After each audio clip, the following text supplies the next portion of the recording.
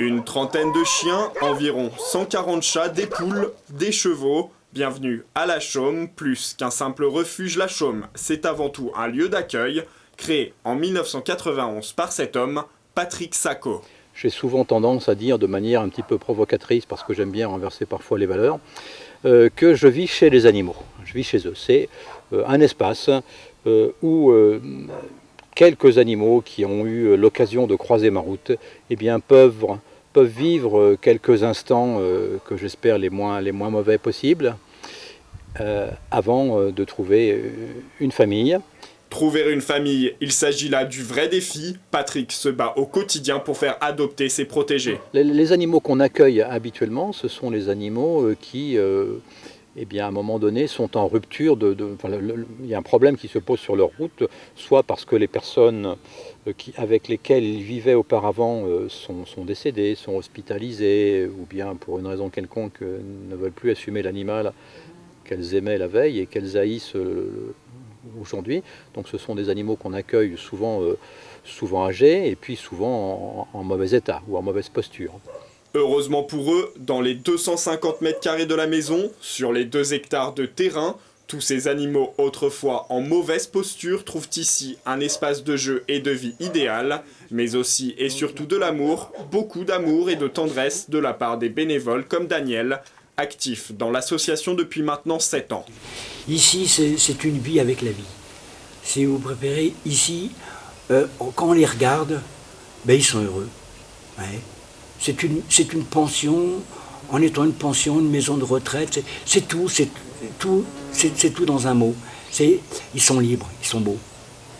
Ils sont heureux. Moi, je vois pas de chat ni de chien malheureux ici. J'en vois pas en regardant bien. Le plus important, c'est le bien-être des animaux. Un bien-être évident à en voir ces images, mais il ne faut pas perdre de vue que ces animaux attendent tous une nouvelle famille. Et pour éviter le drame d'un nouvel abandon, Patrick est extrêmement prudent, entretien systématique avec les futurs adoptants dans un seul but, le bien-être des animaux. On essaie toujours de trouver la meilleure adéquation entre les besoins de l'animal et puis ce que offre cette personne. Pour cette raison-là, ce sont des adoptions qui prennent du temps. On parle avec les adoptants potentiels, on les laisse s'exprimer, ils racontent un petit peu leur histoire, et puis à les écouter, et avec un petit peu l'habitude, parce que ça fait une trentaine d'années qu'on fait cela, on arrive ça ne marche pas à 100% bien évidemment, mais on arrive quand même à avoir une bonne idée si l'adoptant correspond aux besoins de l'animal. Patrick et les bénévoles de Respectons offrent aux animaux une seconde chance, mais l'existence de La Chaume dépend de ses soutiens. Aujourd'hui, l'association créée en 1997 compte 600 adhérents et malgré la générosité de ses membres, les besoins restent énormes. Rien que pour le site de La Chaume, il faut compter 30 000 € de soins vétérinaires chaque année, 140 boîtes de pâté comme celle-ci par jour, des dizaines de kilos de croquettes et des heures de travail qui ne se calculent même pas. On a besoin d'être aidé. Alors 600 adhérents, c'est bien, mais ce n'est pas suffisant.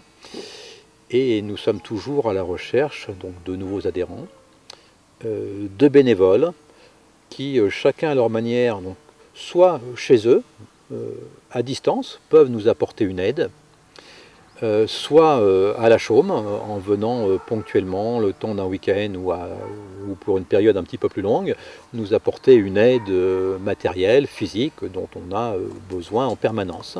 Un besoin permanent comblé par les bénévoles comme Sylvane, parisienne, qui n'hésite pas à parcourir 300 km pour apporter son aide. Donc c'est sûr qu'il faut être un peu courageux, faut chausser ses bottes ou ses baskets et se lever tôt, on rentre très tard et toute la journée on est avec les animaux dans les champs, on étrille les chevaux, on brosse les chats, les chiens, on donne à manger à tout le monde, on les soigne. Il faut être prêt aussi à élaguer les haies, à faire du travail de campagne qui aide les animaux. Du concret pour ces jolis regards, tous plus attendrissants les uns que les autres. Ils comptent sur vous alors. Ne vous endormez pas.